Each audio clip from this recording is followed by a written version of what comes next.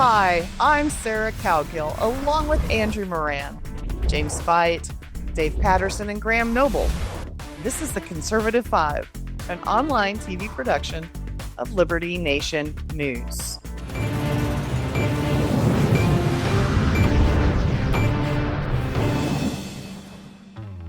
Those of a certain age remember the Rowan and Martin show Laugh-In. Well, they had this segment called the Fickle Finger of Fate, and we're going to try our best to revisit that and give out some awards this week.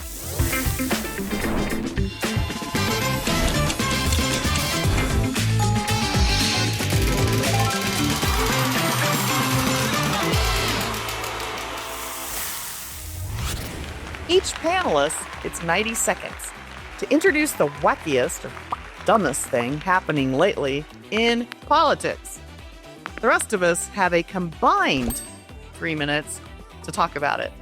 And I am going to start with Dave Patterson. Well, when it comes to wacky things, what a target-rich environment, I was listening to Fox last night, and there was a story about a fellow who was pushing not so long ago that I believe it was Washington, D.C.'s Attorney General Brian Schwab, and he wanted to demand a recall of Hyundais and Kias because they were too easy to steal. Blaming the car. I mean, how appropriate for liberals, blaming the car company for not doing its job instead of holding criminals accountable for stealing cars. Progressive city leaders are really good at pointing fingers at private companies for not making their products theft-proof enough.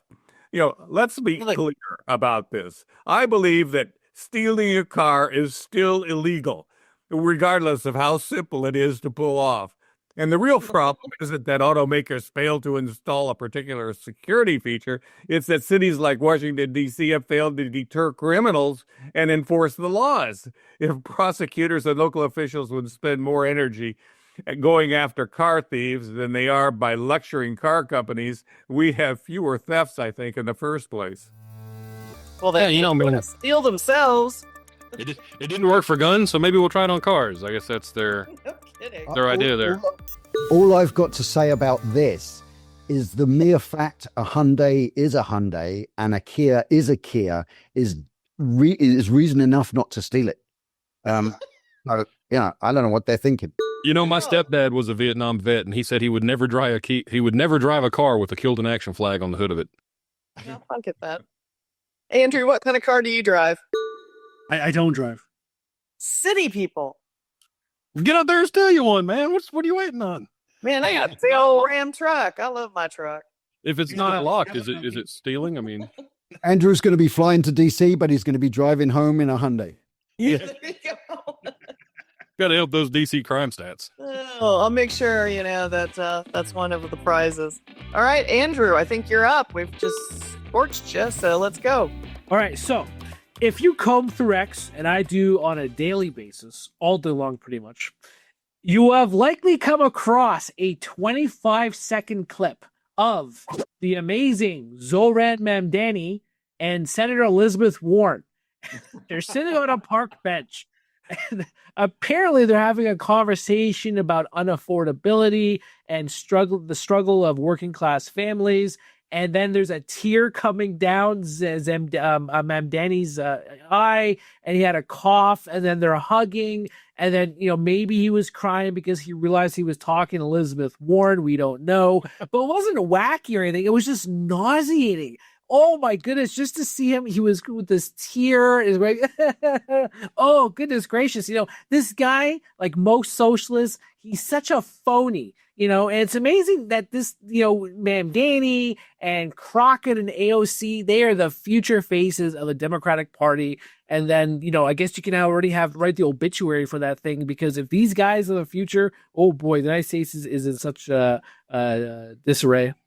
Maybe he's crying because he had to sit next to Elizabeth Warren. That's what I just said. That was the joke. I just said that. No, I don't. I mean, hey, didn't they both lie about their race on college application? I love the New York Post had a fantastic front page when Warren and Mamdani got together. The New York Post had a picture of them, and it said African American meets Native American. You gotta love two rich people crying, comforting each other about how poor they are. But that race though, is becoming really heated. I mean, Mamdani has a 19-point lead over Cuomo, but now they're invoking Jeffrey Epstein, and Mamdani says Cuomo was associated with Jeffrey Epstein. That race the rhetoric is really intensifying. It's going to be quite funny. But just before we move on, George Will, he was on Bill Maher the other day, and he said that he hopes Mamdani wins because the socialist experiment needs to be tested over 20 years to show how it will fail. So that was an interesting remark from him. I feel the same way. As long as they test it out in New York City and not here. Yeah, exactly. Yes, James. Yes. Well, they can post out anything they want in New York City because I will not go back there. But hey, Dave, you're still quiet. What's going on with you? I just gave you my pitch. I told you what I thought was the wackiest, and I'm listening. There's other things to discuss. Oh, there are. Well, Mamdani is a fraud, and I don't think that anyone who digs very far into his background, the guy lives in rent-controlled apartments that would go for 5 times what he pays, and he is not a poor guy, and yet he's trying to give us the shtick that he's working for the little guy. My goodness, yeah, silly. All right, Graham, you're up. What's your fickle finger of fate? Well, coming back to the subject of crime in DC, and I think this is funny. And, we know that in order to take a dig at the mean orange man, Democrats on any issue will pivot faster than a Russian ballerina in a centrifuge. And from the moment President Trump announced that he was going to do a federal takeover of the Washington Metropolitan Police Department, Democrats have been insisting that the nation's capital is just about the safest place on earth. Crime, they say, is at a 30-year low. And that makes one shudder to think what it was before then. Because, DC currently, as we've discussed, has a higher homicide rate than Mexico City and, yes, Bogota, Colombia. But suddenly, now, there is crime in DC. And it's Trump's fault, of course. Just yesterday, Representative Eric Swalwell, him of the chronic flatulence and Chinese spy girlfriend. Yes, the same guy. He posted pictures on X from the scene of that shooting we referenced earlier, the shooting near Logan Circle in Washington, D.C. that happened just hours after Trump's press conference. He posted pictures and just with the statement, Trump owns it. So here we go. So this is the new thing now, is that, and we're going to hear more of this. Suddenly all the people who said there was no crime in DC are suddenly going to be pointing out every single crime. But at least it will get highlighted after all, rather than them denying it. But you watch, even jaywalking is going to be a Trump administration scandal. There's a lot of there's a lot of problems over this. It's misconception. It's Gestapo is the term I keep hearing from folks on social media. And it's like, no, if they just do their job, we wouldn't have to do this. And the crazy thing is the fact that the people can say Gestapo on social media and they're still around there the next day to say it again disproves what they're saying. Exactly. Yes. I mean, if we had, registered trademark, literally Hitler in office, you're not gonna be able to say stuff about this and then come back next week and say the same thing over again. You're wrong, James. CBS News' Margaret Brennan, she said that free speech was the reason behind the rise of Nazis and the Holocaust. Okay, free speech is to blame. She was makes a lot of sense, Andrew, if you don't think about it. Are there any journalists anymore? It just seems like corporate media has, and I don't want to go down the P path, but corporate media is just, I don't know. I like the old days. I think the few best journalists around these days are people like Matt Taibbi and I can't remember his first name, Shailen Durga. I thought you were about to have a shameless plug for Liberty Nation. Be like, right here, Liberty Nation News. Well, apart from us, of course. Oh, okay, yeah. But these are, and I say that because, and the reason why these guys and gals in some case are so good is because they were on the left. They were part of the establishment statist media, and they saw how ridiculously corrupt and dishonest it had gotten, and they broke away from it and became independent investigative journalists. And so because they're coming from that side and they know how bad it is, they are, you know, courage. They are so good now at journalisting. Yeah. But at the same time, I mean, you see a lot of these right-wing journalists now. You know, there was one recent at the press briefing, Benny Johnson, that podcaster, and he was in a new media seat, and he was just, he was fawning over the administration, saying, thank you for doing this. And there's another guy from the right broadcast network, and it seems like he's at every Trump event, and Trump always lets him go on and on and on. And these guys are sycophants, just like the left is, these leftist clipper journalists. They're becoming just as bad as the very people they criticize after all these years. It's just, I was throwing up when I saw Benny Johnson going, thank you. Oh. Man, it's simple physics, Andrew. None of that is helpful. Tell it facts. Just get the facts out. That's what we need. We don't need. It's just not helpful, and I'm disappointed in the whole profession as a whole. Jim, I think you're up, aren't you? Yeah, I guess so. So mine is my fickle pickle is Fickle pickle. Well, you know, still fickle finger of fate. Fickle finger. Sorry. Anyway. Okay. He's hungry. James is hungry. His mind is wandering. No.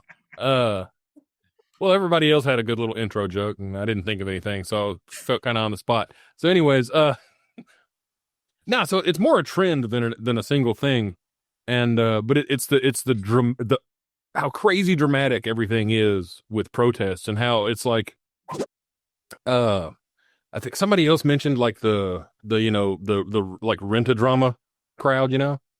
But I mean, there are these websites out there where it's like one is what is it?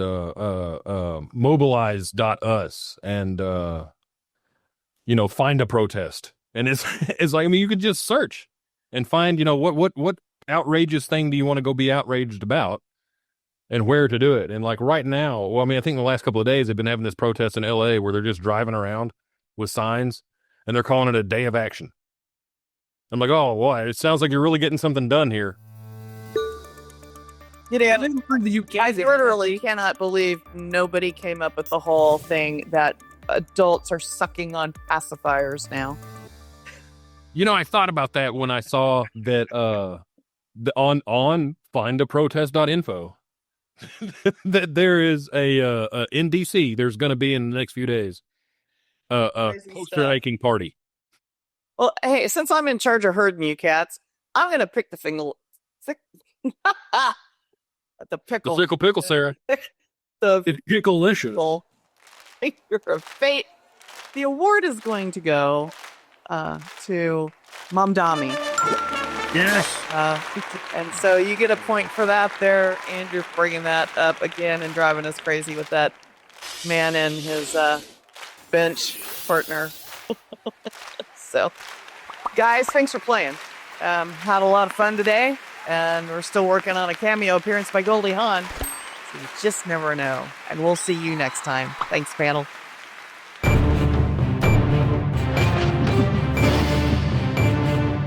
That's it for our Conservative 5 panel today. Check out our other C5 shows and segments on your favorite video platform. YouTube, Vimeo, Rumble, we're on them all. As well, Liberty Nation News has its own Roku channel where you can see all of our TV productions. Now, Liberty Nation does not endorse candidates, campaigns, or legislation, and this presentation is no endorsement. I'm your host, Sarah Cowgill. Thanks for joining us today for the latest news and commentary, your choice for free thinking, free speech, libertynation.com.